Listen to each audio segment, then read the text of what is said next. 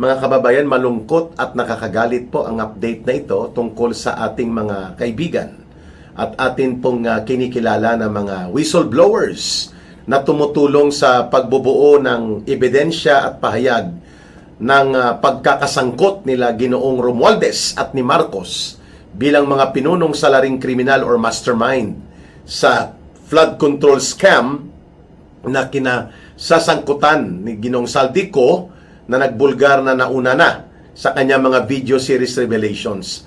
I'm talking about itong naging 14 na lang sila, 14 brave Marines na kasama ni Atty. Baligod na nagpiyansa sa nakahapon dyan po sa may Las Piñas City sa isang kaso na isinampa sa kanila at lumabas ang arrest order. Mula 8:30 in the morning kahapon, Friday, ay nagsimula na po silang mag-process at makapagpiyansa sana. Ngunit umabot na po ng alas 5 ng hapon, hindi pa rin po naaprubahan o nakumpleto ang pinapaproseso sa kanila. Na parang napakahirap.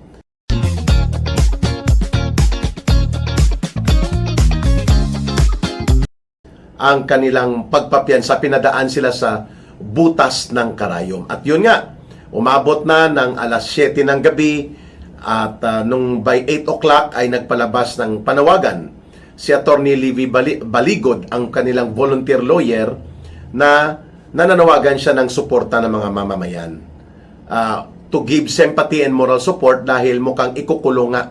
At yun ang nangyari. Ikinulong po ngayon, kagabi, Friday, at ngayon, Sabado, Linggo, at sa Lunes pa ulit makapagproseso ng piyansa ang mga former 18 or not 18 anymore, 14 na lang po sila.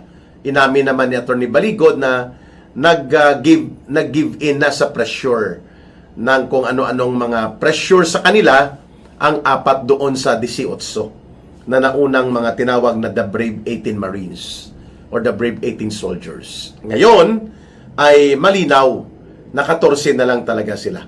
At yun ay alam na natin na noon pa ay iniisa-isa silang gapangin, ofera ng pera, takutin, o kaya mga pressure sa pamilya nila.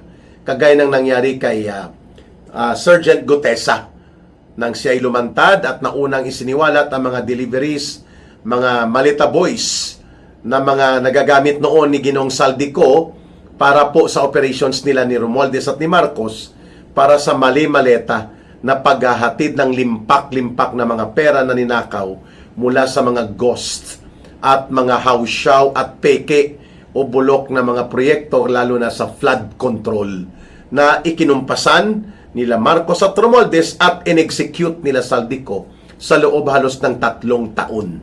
Unang 3 taon nila Marcos at nila Romualdez.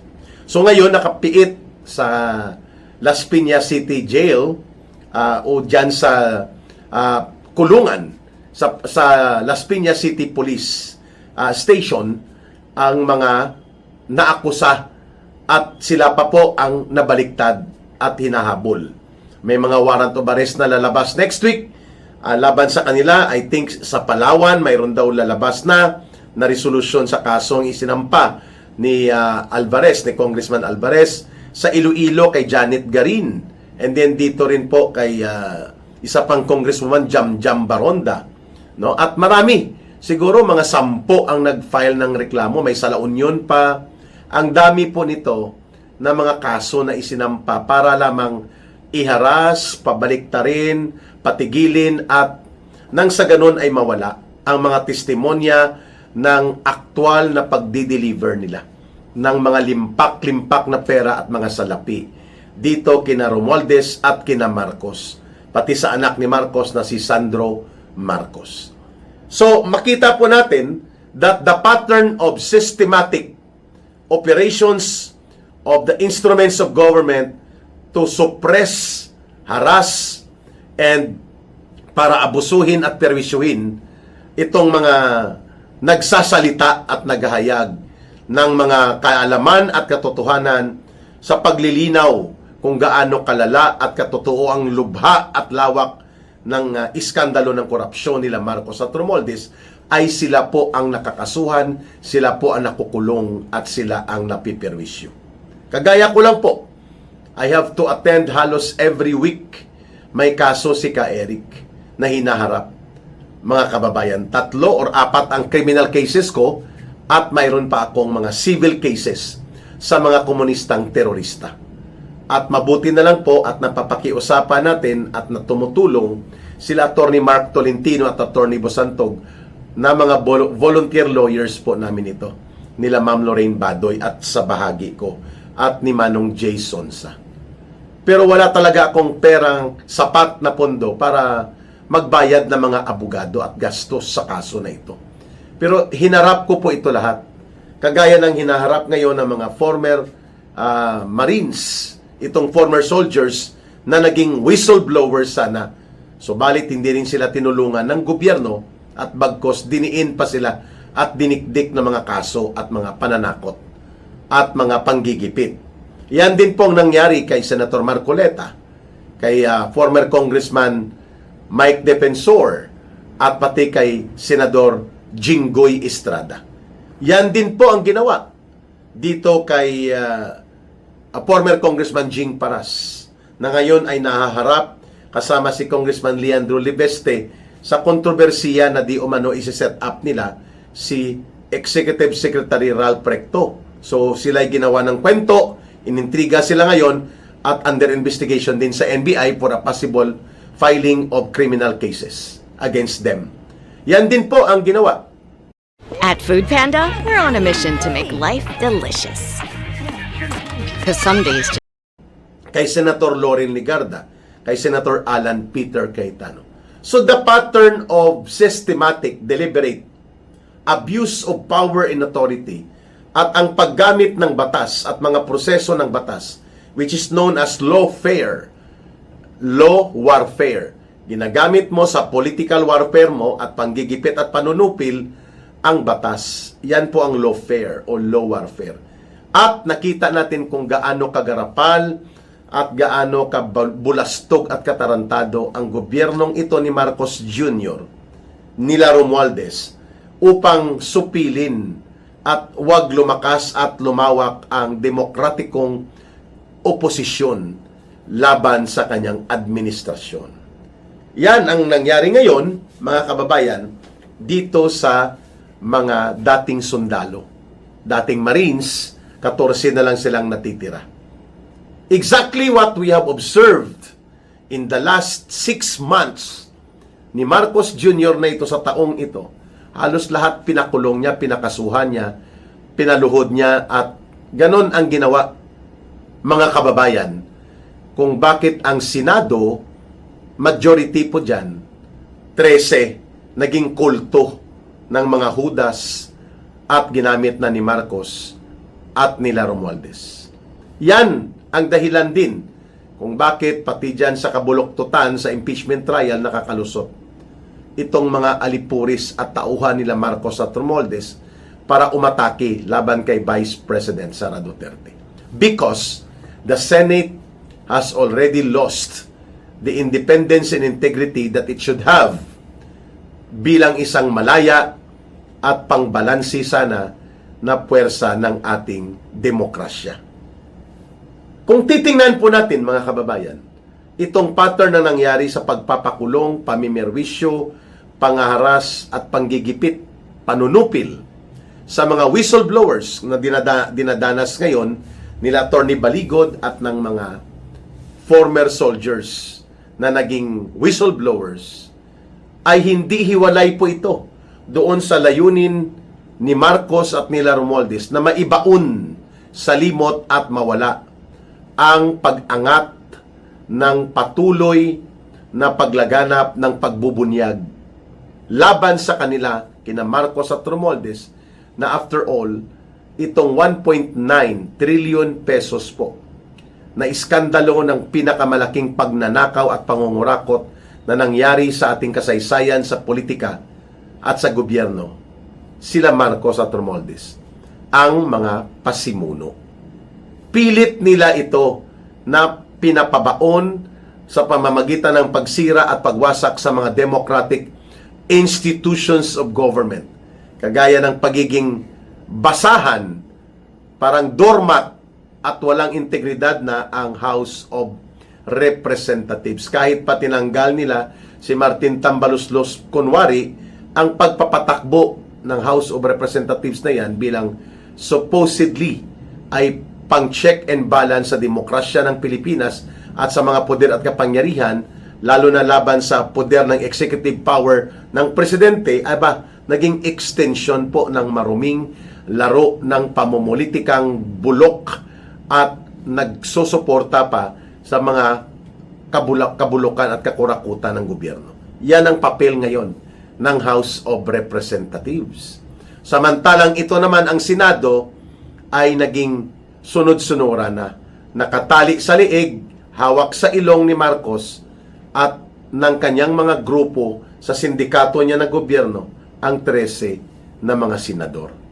Kaya ang natitira dyan na minority group nila Senator Alan Peter Cayetano, Senator Amy Marcos, Senator Pia Cayetano, Senator Bongo, Senator Robin Padilla, Senator Mark Villar, Senator Camille Villar, and Senator Loren Ligarda, sila na lang pong naiwan sa loob ng Senado na aktibo pa na naninindigan na mag-pushback laban kay Marcos at sa kanyang mga abuso, subalit sila ay isa-isa na rin pong ginigipit.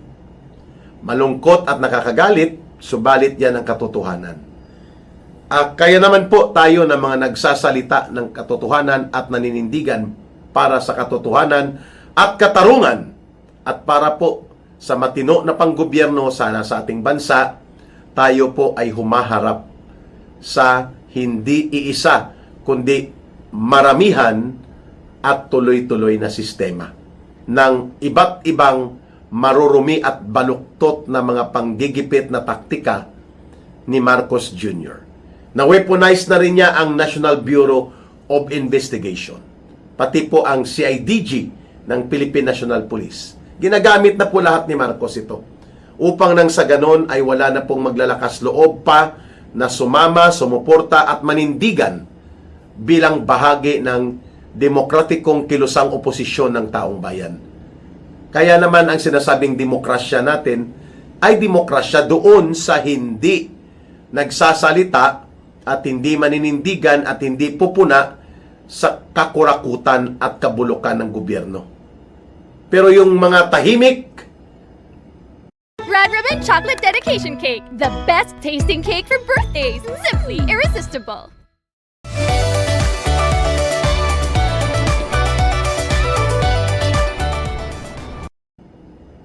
at mga sektor na hindi nakikialam, ginagamit sila para ipakita ni Marcos na hindi maayos tayo. Wala tayong problema. Yung mga maiingay lang na mga destabilizers yan. And that is how Marcos treated itong mga former soldiers na naglabas ng kanilang kaalaman at nalalaman at ng kanilang direktang karanasan kung papaano po umikot at naipaikot ang mga bilyon-bilyon na mga pera. Kaya nga, Maleta Boys ang tawag sa kanila dahil sila ang nagkakamada, nagpapasiguro na maihatid yun kina Marcos, kina Romualdez sa iba't ibang addresses, kina Sandro Marcos at sa iba pang mga personalidad. Yan ang dahilan kung bakit sila kinasuhan at sila ay iniipit at tinatakot pa kasama ang mga pamilya nila.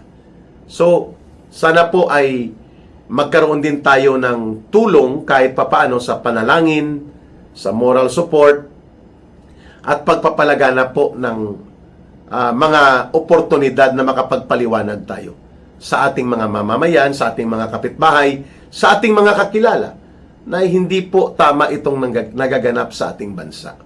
Subalit dahil po hindi rin natin maipilit na kumilos kaagad ang taong bayan, depende sa kanilang kahandaan at depende sa kanilang desisyon yan, hindi natin yan pwedeng ipilit na mag-people power.